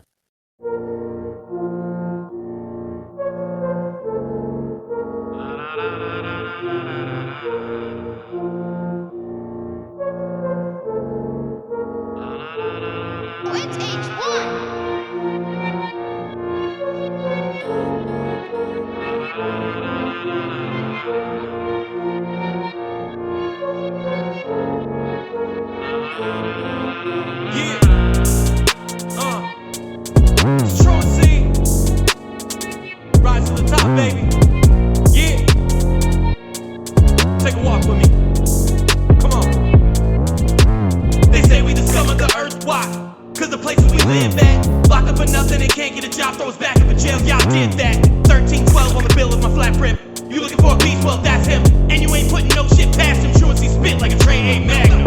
Watch it revolve and done with the world and we problem solving. It's often awful. Let's be honest, don't gotta break eggs if you jack the omelet. Don't track the gossip. Bullshit walks. Cash is king, so I back the profits. They picking pockets, we take it back. And homie, we not gon' stop it. Difficult days, feel like we summon the butcher. We breathing and living in rage. Fuck living on minimum wage. Stop giving them slaves, just give them the gauge. Cut us out of the trade, put in a cage. All that is left is the ones that you made. Oh, what, you scared now? We just trying to live in that spare how. And we never had much, fuck it, we come from the mud, running them up, what, where are my people at, fuck it, let's summon them up. From the east hill, where the beast will, to the west hill, where the rest chill, to the south end, where the bounce end, my people is who I invest in. First we eat the rich, then we delete the glitch. No gods, no masters, fuck the bastards, no voice in this bitch. First we eat the rich, then we delete the glitch. No gods, no masters, fuck the bastards, no voice in this bitch. If they take one of ours, we take 2 of theirs. No matter who appears, the scum always rises to the top. Tagging, hopping trains, got the bullies over there. We won't go nowhere. The scum always rises to the top. They never gave a shit, had to pull it from the air. We took what was there. The scum always rises to the top. They told us we was nothing. My people persevere. Now we coming for your share. The scum always rises to the top. Grinding it out in the studio or grinding it out in the street. However you get it, just never elevate every beat. If you dance with the devil and you never level up, fucking it up on repeat. Still pushing loose beans all around the plate, so I assume you ain't trying to eat. So give up your seat, please. Give it to these and see of remarkable deeds. You ain't been bleeding the block right, and my gremlins is trying to beat. Fire indeed, blazing amazingly forward with nickels and dimes and quarters. You ain't gotta know the rest, but I'm so possessed. Just trust that I got my orders. Tattooed deep in my skin. This is the life that I ran toward. Whether or not you really intended, you telling me just what you stand for. This isn't something you planned for. Raised in the land of the transports. Top left on my passport. Got it strapped to my back like a jam sport. And for those that don't believe, hopefully they know that we ain't just fuck around locally. I'ma go for these, try to get paid globally. Make racks vocally, don't sleep like coca leaves. Y'all know it's me. Right on top where I'm supposed to be, with the whole team close to me. First we eat the rich, then we delete the glitch. No gods, no masters, fuck the bastards, Northwest in this bitch. First we eat the rich, then we delete the glitch. No gods, no masters, fuck the bastards, Northwest in this bitch. If they take one of ours, we take two of theirs. No matter who appears, the scum always rises to the top. Bagging, hopping trains, got the bullies over there. We won't go nowhere, the scum always rises to the top. They never gave a shit, had to pull it from the air. We took what was there, the scum always rises to the top. They told us we was nothing, my people persevere. Now we coming for your share, the scum always rises to the top. No matter who appears, we won't go nowhere. We took what was there, now we coming for your share. No matter who appears, we won't go nowhere. We took what was there, now we coming for your share. No matter who appears, we won't go nowhere. We took what was there, now we coming for your share. Hey, kids. Hey, Dad. What do you want to do today? We don't know. Do you want to go to the matinee? No. Do you want to go to the amusement park? No. Do you want to go to the punk rock show? Yeah, let's go to the punk rock show. All right, shows. Let's get into it. There's kind of a lot. Starting on Thursday this week, August 20th, at Real Art Tacoma is Gouged, Diseased and Depraved, Fauvism, Cybercrime, and Defier. Also at Real Art on Friday is Rainier on the Rise Festival, second annual Rainier on the Rise Festival. It's actually Friday and Saturday at Real Art Tacoma. Friday, you've got The Sirens, High Glow, Verota, Honeyed, Mel Lanzier, Transients, Jonathan Ray, and Stormboy. That's the Friday lineup. The Saturday lineup is Richard Hawes, Drezix, Will FM, Beatbox Panda, WKG Grandpappy, Ethan Timmons, Zaina the Phenom, Dole Roots, Pregnant Dad, The Astrotex, Jordan Renee, and Walter Moses Band. That's the Saturday lineup. I hope I didn't butcher any of those names. On Sunday at the Funhouse is Flagman, The Great Other, and Sunbather Die. That's Funhouse on Sunday the 23rd. On Monday the 24th at Real Art is a hardcore show with Final Resting Place, Discontent, Azjara, Unmoved, and Impertinence. That's Monday at Real Art. On Wednesday the 26th, also at Real Art, is Hot Stepmom, Hard Softy, Ceneric, and Bluebix. On Thursday the 27th at Numos is Ryan Fisher, Silvertooth, and Sunbather Die. That's a 21 and over show at Numos. Same day, Thursday 27th, you've got Missmanged, Pool, Reach the Summit, Sertraline, and Self-Diagnosed. On Friday the 28th is a benefit show at Slice of Life featuring yours truly, moi, Jeremy, with my band Sidework. We are playing a benefit show for the Tacoma Pierce County Humane Society. It's called Rockin' for Rescues. It's at Slice of Life on Friday the 28th. It features Sidework, Tremor Cats, Hills and Valleys, Dirty Tribe, and Eagle Jive. There is also going to be some like raffles and stuff. It's $20 at the door, not a fluff, of course, and all ages, of course. So come down to Slice of Life and raise some money for the Humane Society, and also watch my band and the other cool bands that will be there as well. If you're in Seattle on that day and you can't come to Tacoma, I understand. You can just go to the Quality Flea Center and see Nerve Rot, Gourd, 2 Week Notice, Pawnee's Revenge, Swan Dive, and Aerosol. Or you can go to Cal Anderson. There's a free show on that Friday, the 28th, with Hate Knife, Beautiful Freaks, Gender Envy, and Someone's Daughter. And at Lucky Liquor on Friday, the 28th, is Wake of Humanity with Lilith, Big Trouble, and Black Cloud. On Saturday, I got another Friday show. Overthinking, Faith and Strangers, Kings and Queens of King County, Muscle, Bad Noise Bears, Quitter, Give Me the Money, and Black Ends. That one's at Base Camp. That's a lot of bands. Southtown Block Party also is next weekend. The Friday lineup is Sleater Kinney, Annie DeRusso, The Rat Utopia Experiment, Trustfall, and Grizzly. That's an awesome lineup.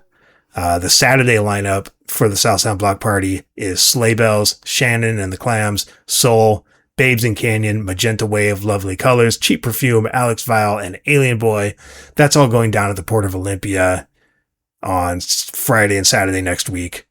Also on Saturday the 29th, there is another free show at Cal Anderson. It is the farewell show to Lindy from Caps Lock. So Caps Lock will be playing their, I don't know, is it their last show?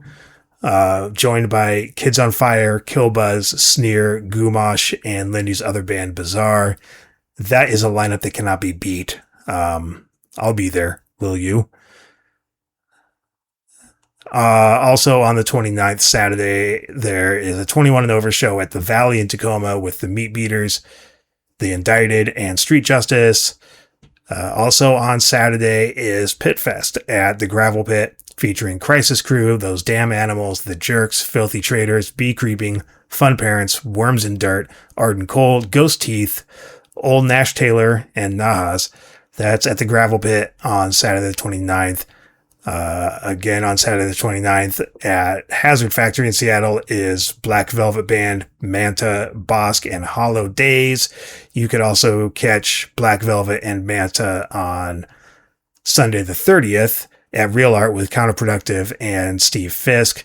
And also on that same day, the 30th, there is an Olympia show at Wild Child with The Darts, Fan Club, and Stormboy. And finally, there is a free show at the Cha Cha Lounge featuring Killbuzz and Zukrot. That is Sunday the 30th.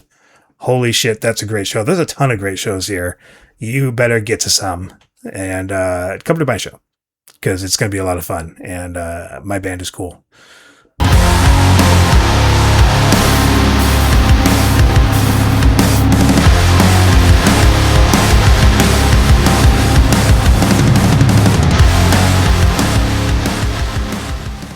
I always try to do that show lineup bit as one take, one breath, just no edits, just kind of just plow through it. It's kind of exhausting sometimes. But that's all I got. That's the show. Thanks to everybody for listening. Thanks to all the bands that submitted music that I got music for the show for. Big props to Truancy for the interview. He's a real good dude and really awesome performer, awesome creator, writer, musician. Check out his new shit when that comes out. Go see him whenever he's playing. He's going to be playing September 11th. I believe that's at the Gravel Pit. I think that's his next show. But definitely keep up with Truancy. Keep up with all the bands that I mentioned. Keep up with this podcast. You're already listening to it somewhere, so just follow it there or somewhere else. Check out the new playlist thing that I put out. It's actually available on all platforms except for YouTube, I think. The Grit City Punk Radio special. I put that out last week, the week before. It's got some rad music on it. I have a lot of fun making those. I also have a lot of fun watching to see if it's actually going to post because there's a lot of like copyrighted music on there that YouTube and Spotify particularly like to flag and block. So this time it was YouTube blocked it. Spotify let it go. I don't know why, but anyways, it's fun. I think next time I'll go a little bit deeper into some more obscure stuff to kind of avoid too much drama with that. Speaking of drama, I don't want it. If you've got it, I don't want it. A lot of a lot of online chattering lately. A lot of people throwing around screenshots, throwing around names, throwing around bullshit. You know what? Save it. I don't fucking want it. Yeah, totally. Just fucking miss me with it because I don't care. I don't want it. But what I do want is to tell you to have a great day and drink lots of water and, be kind to those around you, have grace and patience with people and accept fascists and racists and homophobes and transphobes. They could all just get fucked. With that, drink water, be good to your homies, fuck Trump, fuck ICE. And I'm going to leave you with a mystery song because I haven't figured out what it is yet. So enjoy. This has been a Jiggle Down Productions production.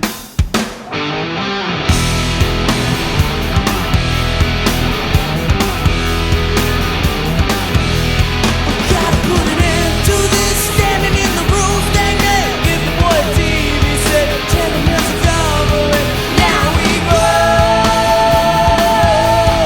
Liberty, liberty.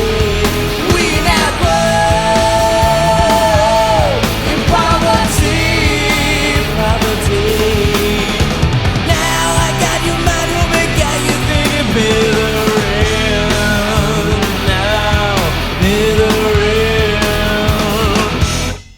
Propagate the world and stay best while the more I take. Give the boy a world to hate. Gather in the candidate. Now we grow in liberty, liberty. We now grow poverty, poverty. Now I got your mind, will make got you thinking better.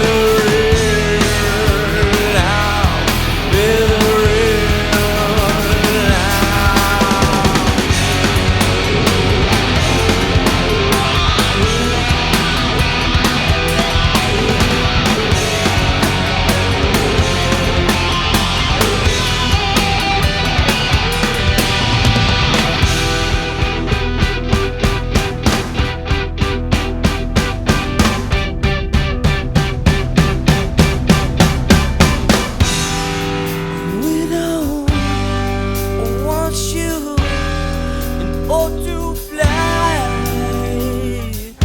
You got a way of making me shut up. Motherfucker, what do you say?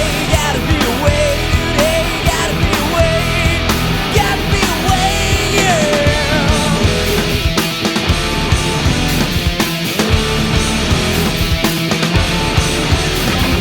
Now we grow. Now we grow. Now we grow. Now we grow. Now I got you, man, what they got you thinking, baby, around.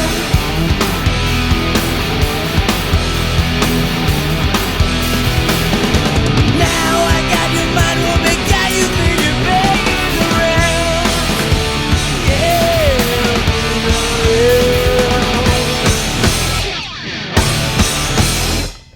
Whatever. Yeah, for sure.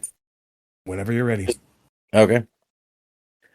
No, you're me.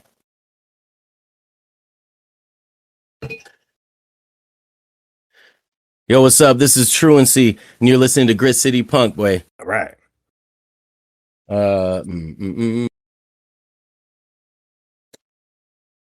This is Truancy, aka the mayor of Kent, and this is Grit City Punk, Mayor of Kent. unofficially.